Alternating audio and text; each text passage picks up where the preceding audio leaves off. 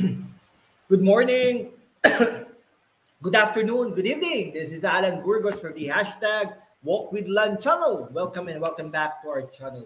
Guys, if you are not yet subscribed to our channel, please do it so now so that you can be a part of this growing family. We are now officially 9,250 subscribers. Thank you so much, guys. Malapit na po tayo sa 10,000 subscribers milestones. 750 na lamang. At sana po ay makasama ko kayo pagdating po ng 10,000 subscribers milestones. Maraming salamat po. I love you all. Mahal na mahal ko po kayo. At mag-iingat po tayo lagi. Lalong-lalo na po ay bumabagyo po dito sa bansang Pilipinas. Okay.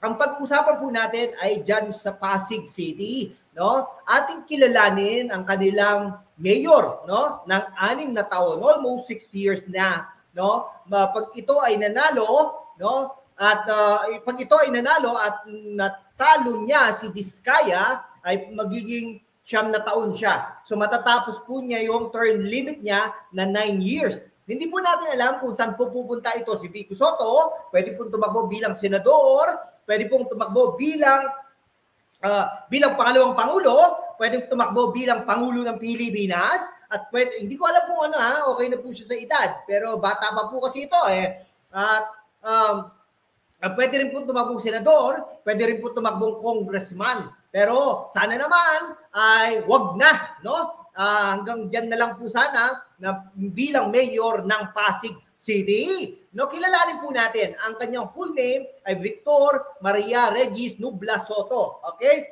So, ibig sabihin po, anak po yan ni Vic Sotto. No? Siya po ang current mayor, no? Current mayor ng Pasig City hanggang 2025 at na-elect po siya noong 2019 and again in 2022. Pero prior to that, he was a city councilor from 2016 to 2019 at marami pong nagsasabi na tahimik lang po ito at sa isang tabi lang po ito, no? Talagang wala pong influence ng mga panahon na yon. Kaya lang, naudyukan na tumakbo at kalabanin si Eusebio. At that time, marami pong issue kasi si Eusebio, mga drugs, allegedly, mga corruption, allegedly, pero hindi po nakita ng publiko ang kanyang mga nagawa na magaganda diyan sa Pasig City. Naging Green City, maraming awards, yumaman, at maraming mga infrastruktura na napagawa ang mga Eusebio. Sila rin po ang nagpagawa ng City Hall at sila rin po ang nagpatayo ng pamantasan ng lungsod ng Pasig na recently wala man lang sa award ng CHED. Okay, ito po si Vico Sotto ay siya po ay anak ng TV and movie personalities Vic Sotto and Connie Reyes, no? Matatandaan natin si Vic Sotto ay host ng Eat Bulaga at si Connie Reyes naman ay naging co-host ng Eat Bulaga. So ibig sabihin, Eat Bulaga baby ito si Vico Sotto, no? Sabi naman niya, ayaw niyang maging part ng show business, kaya po siya, no? Gusto niyang magtrabaho sa gobyerno since he was 10 years old, no? Napaka-idealistic ng taong ito, partly influenced by his older half-brother, Lam L.A. Mumar, anak po ni Connie Reyes, sa ibang lalaki, who was taking up development studies.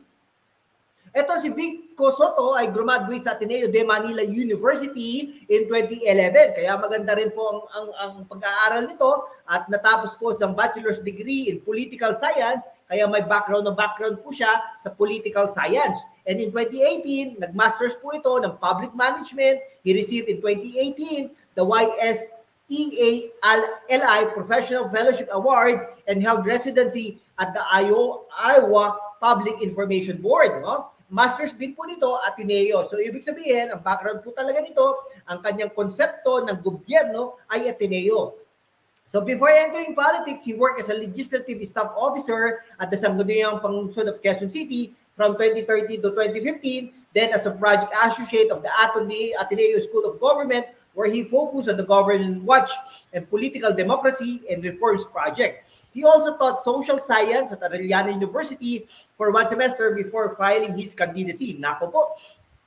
In beating incumbent Mayor Bobby Eusebio during the 2016 election, Sotto ended the Eusebio clan's 27-year-old Ayan, huwag na natin edit yun. Okay, 27-year-old on the mayoral seat in Pasig City. Sinisipon po tayo, no? Soto is known for the reforms he has introduced in the local bureaucracy. Maraming reforms maraming reforma.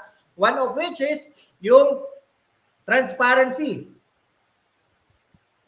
Okay? Tapos nag-regularize din po siya ng mga workers na maraming na contractual for decades. Eliminating the corruption in the procurement process and ensuring equitable distribution of aid to families. He made headlines closing down airing companies and siding with picketing factory workers. In 2024, nasampahan po siya ng kaso, no? Dahil po ang dating the two other City Hall officials with the Office of the Ombudsman alleging that he approved giving a tax discount to a telecommunication converge yata allegedly, despite supposed inconsistencies in the documents it submitted. The company denied receiving tax discounts from the city government. Okay, yun po Yun po yung ano doon. Yan po si Vico Soto rather, no? Okay, maganda naman po yung transparency, 'di ba? Yung corruption, fighting for corruption. Magaganda lahat 'yan. Idealistic 'yan. Pero ang tanong, nagagawa ba ng tama? Yan po ang tanong doon no?